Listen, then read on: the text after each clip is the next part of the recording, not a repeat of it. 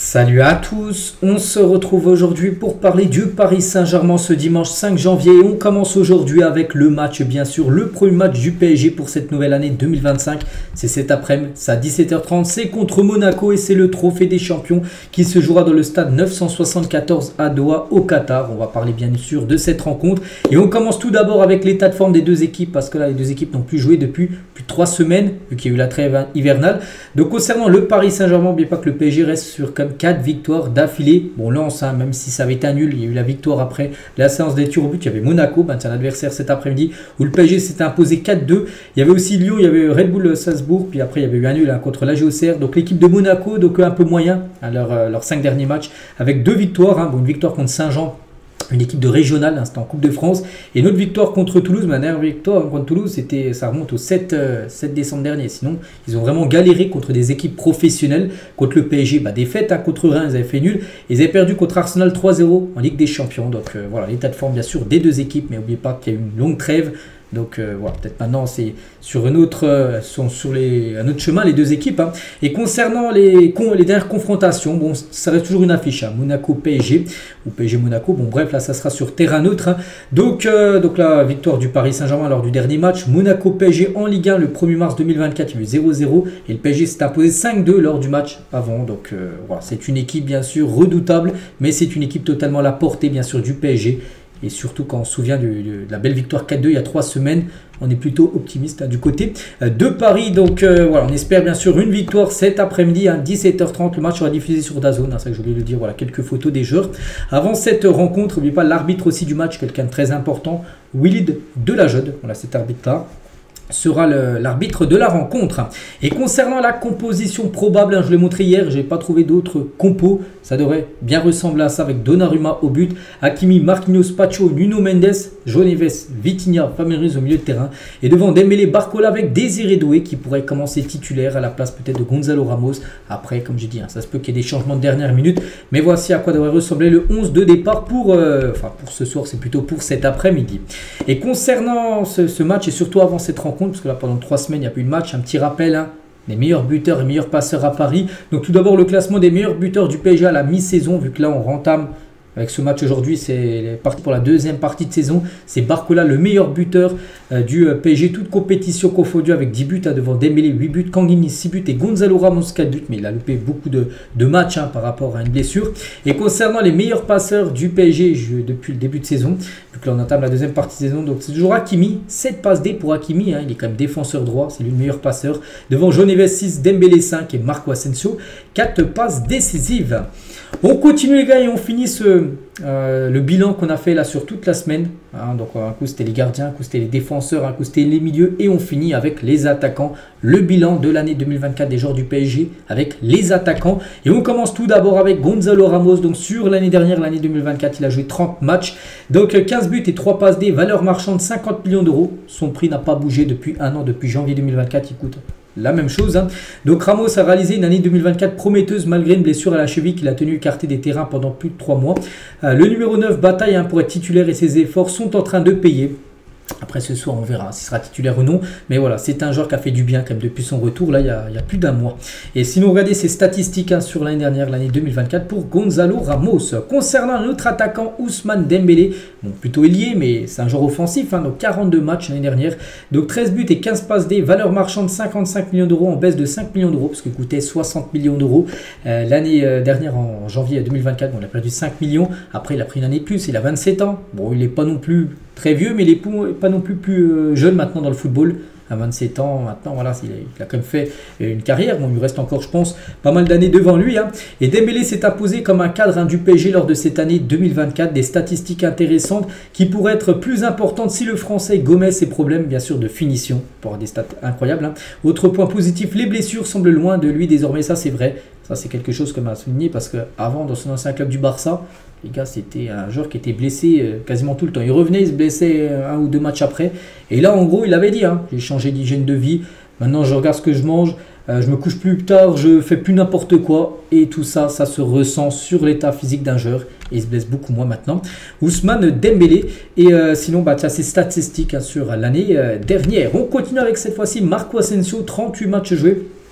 pour l'Espagnol. Donc 6 buts, 10 passes D. Donc 20 millions d'euros, sa valeur marchande, ça n'a pas bougé depuis un an pour Asensio. Donc l'Espagnol a réalisé une année alternant le chaud et le froid, pas épargné par les blessures, n'ayant jamais réussi aussi à vraiment s'imposer à Paris. On a déjà fait quelques séries de matchs titulaires pendant 2 ou 3 matchs, mais vraiment c'est pas un titulaire indiscutable, on va dire, pendant une saison entière, Marco Asensio. Donc Asensio a été mis de côté pour le dernier match de l'année contre Lens, il n'était même pas dans le groupe. La question de son avenir au PSG se pose désormais. On ne sait pas. Bon, ce soir, il jouera peut-être en fin de match, mais il ne sera pas titulaire. Et voilà, on ne sait pas. C'est un joueur qui peut potentiellement partir sur ce mercato. 2 janvier, voici le rapport de scouting d'Asensio lors des 365 derniers jours.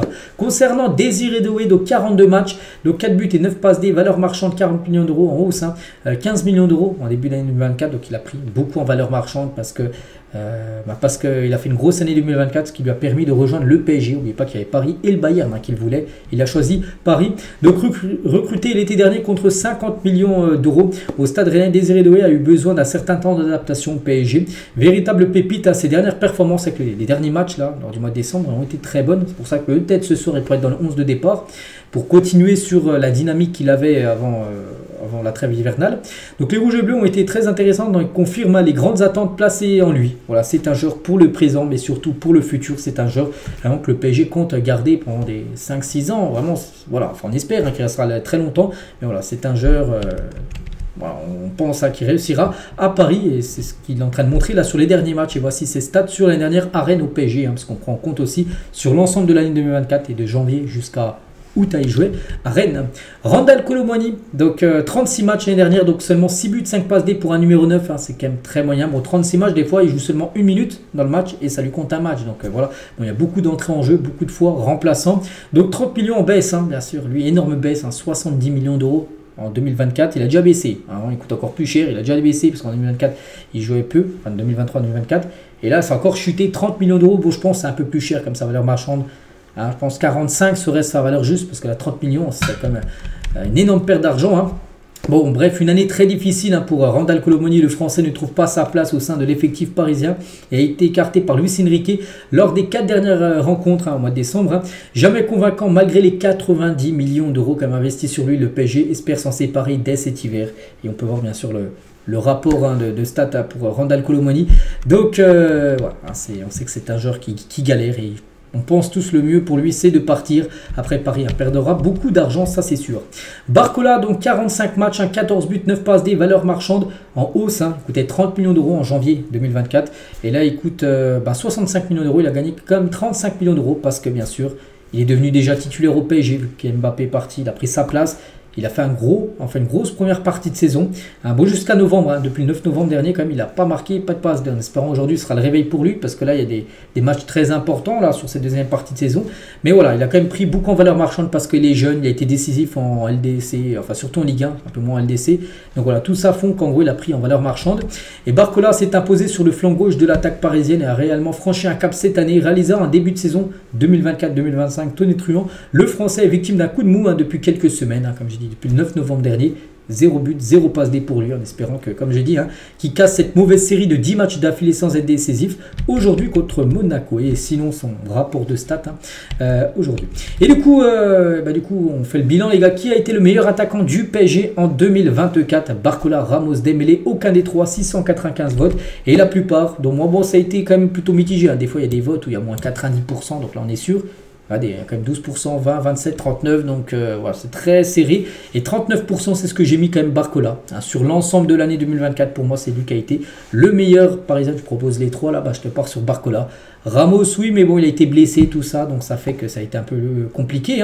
Dembélé, trop instable, trop de finition, qui manque de finition. Et on ne peut pas mettre aucun des trois, il faut quand même en choisir un. Donc je mettrais voilà, Barcola à défaut. Mais voilà, on attend plus bien sûr de ces trois joueurs sur cette nouvelle année 2025. Et on finit cet épisode aujourd'hui. Je voulais juste vous montrer les maillots. C'est une faute qui date d'hier, 3 janvier, de la source parisienne. Voici les 5 flocages de joueurs parisiens préférés des supporters à un boutique et dans l'ordre d'après mes informations. Donc en gros, le joueur qui vend le plus de maillots PSG, c'est Kang In-lee. Voilà, parce qu'on sait qu'il y a beaucoup de Sud-Coréens, les Coréens qui sont fans bien sûr du joueur du Paris Saint-Germain et ils déboursent pour acheter le maillot de Kang In-lee. Donc Barcola, le deuxième maillot qui se vend le mieux, Dembélé, Hakimi et Vitinha. Bon, à l'époque, bien sûr, le PSG vendait plus de maillots quand il y avait Mbappé, Messi, Neymar. Mais bon, voilà, c'est Kang In-lee actuellement qui vend le plus de maillots. Et on finit avec lui aujourd'hui. voilà ce qu'il y avait à dire. J'espère que ça vous a plu. Donc on se retrouve nous demain, bien sûr. On fera le débrief de cette rencontre cet après-midi. Tiens, bien, pourquoi pas un petit pronostic, hein, je le fais à chaque fois, donc là on pourra le dire. Allez, je vais partir, on espère sur une victoire du PSG. Bon, après ça sera Monaco, ça va être une finale, ça va être bien sûr compliqué, mais voilà, une victoire 3 de Paris. Ce serait mon prono pour le match du jour. Allez, je vous souhaite une bonne journée, bon match à vous et à demain.